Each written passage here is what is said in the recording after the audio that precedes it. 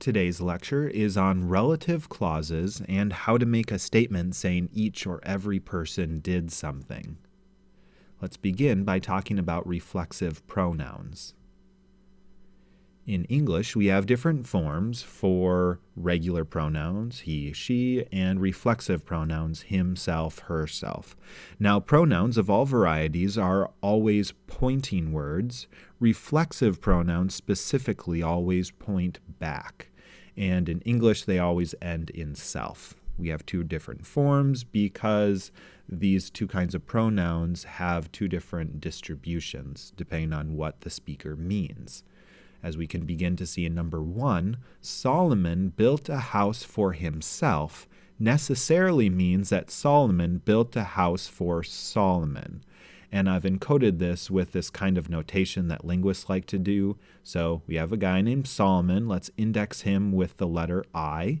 And then we have this pronoun himself, and we could index it with I, co-index it with Solomon to refer back to Solomon, or we could index it with the letter J to refer to somebody else. And there's no asterisk before I, so this can mean Solomon built a house for Solomon because the reflexive refers back. But this cannot mean J to himself cannot refer to somebody else. Now, the inverse is true with number 2 using a regular pronoun. Solomon built a house for him necessarily means that Solomon built a house for somebody else. It cannot be Solomon built a house for Solomon. It has to be somebody else. So English has two different forms. Reflexive points back, and then regular here points out, and that keeps it from being ambiguous. But there are some constructions in English where it still is ambiguous. So number 3, Solomon said that he built a house. Well, who's the he? I think you'd agree with me that he could refer to Solomon. Solomon built a house, but it could refer to somebody else. David. Solomon said that David built a house. But for the most part, pronouns are unambiguous because English has different forms. While Hebrew does not have different forms for regular and reflexive pronouns. They're all the same. And that's good news because there's no new forms to memorize. Hallelujah. As number 4 shows you, baniti li batim. This necessarily is a reflexive pronoun here. I built for myself houses, but li is not some kind of special unique form. So that's good news, no new form. This is unambiguous reflexive pronoun. But there are some cases where this does introduce ambiguity, at least in form. So this little phrase, livnot lo bait, to build for him or himself a house. So there's no distinct form for reflexive. So we have this builder who built a house. Did he do it for himself or for somebody else? And in form, it's ambiguous. But the good news is that context will almost all the time remove the ambiguity. And so if you go to 1 Chronicles 14:1, look it up, you'll find out exactly who the builder was and whether he did the construction project for himself or for somebody else. Next, preposition all with attached pronouns. At this point, you've seen pronouns attached to all kinds of things, and last week gave you a brand new chart of pronouns, the type 2, which introduced some extra complexity. So before we do anything new, let's do a little review. As a review, last week you saw that nouns can take type 1 pronouns and type 2 pronouns. A singular noun form takes type 1 pronoun. A plural noun form takes type 2 pronouns. And you can distinguish type 1 from type 2. Type 2 uniquely begins with a yod vowel letter that is not chirik yod. So, review, nouns can take both type 1 or type 2 depending on if that noun is singular or plural. The new point for today is that prepositions are different. Prepositions either take type 1 or they take type 2 pronouns. Here's la, preposition, this chart you're familiar with. La takes type 1 pronouns. All is a preposition that takes type 2 pronouns. So the new point is prepositions either take type 1 or type 2. And it's basically split down the middle. You can gather together all the prepositions in Hebrew, and you can split it down the middle with whether they take type 1 or type 2. You may wonder why a preposition takes one type over the other. I'm pretty sure it's just prosody, how it sounded. So you know how to interpret this chart. I will just read off the forms. Alai, alecha, alaich, alav, aleha, aleinu, alechem, alechen, alehem, alehen.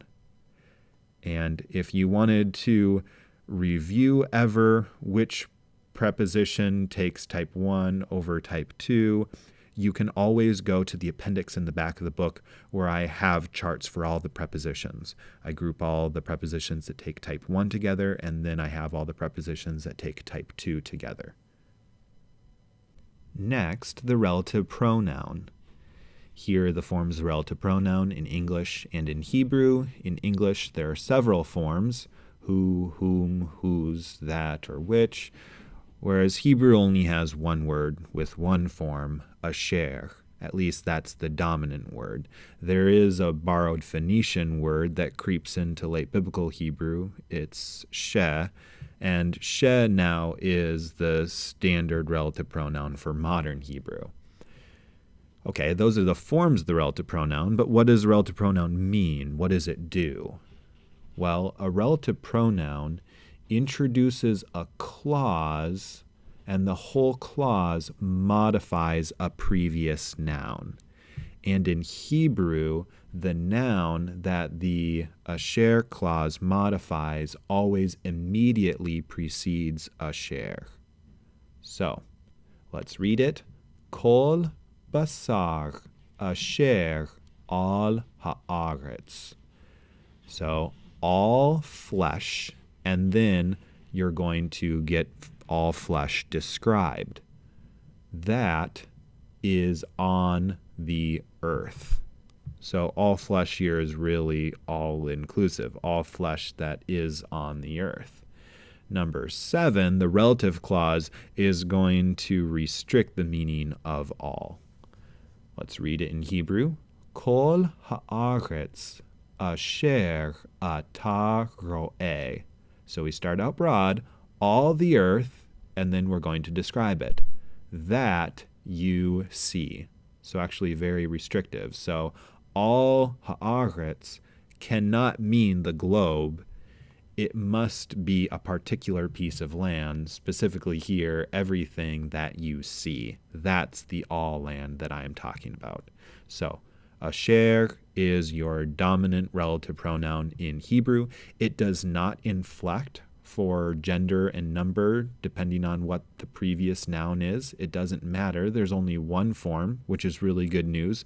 In Greek, there's 24 forms of the relative pronoun. So there's only one form in Hebrew, and it introduces a clause that makes a statement about a previous noun, and the noun that's being modified by the relative clause always immediately precedes asher.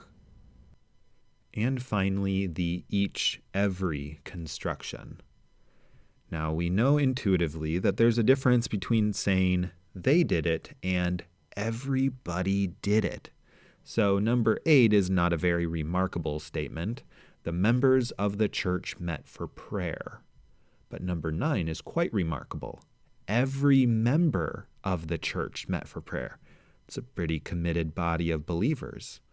So how do you make these kind of statements, every person did something, in Hebrew? Hebrew has a special construction. What it is you have a plural verb followed by ish, or isha if the group consists solely of women, but usually it's ish. And that means everybody in the group did it. So, number 10, I'll read it. Nasu ish le veto. Literally means they fled a man to his house, but is better translated, each man fled to his house. Number 11 is a little different to make a reciprocal statement, but it's the same basic construction. I'll read it again. Vayomeru ish el re'ehu literally means they said a man to his neighbor, but it's better translated, they said to each other. So how to make an each statement in Hebrew, it's a plural verb followed by ish. And that's how you say each person did something.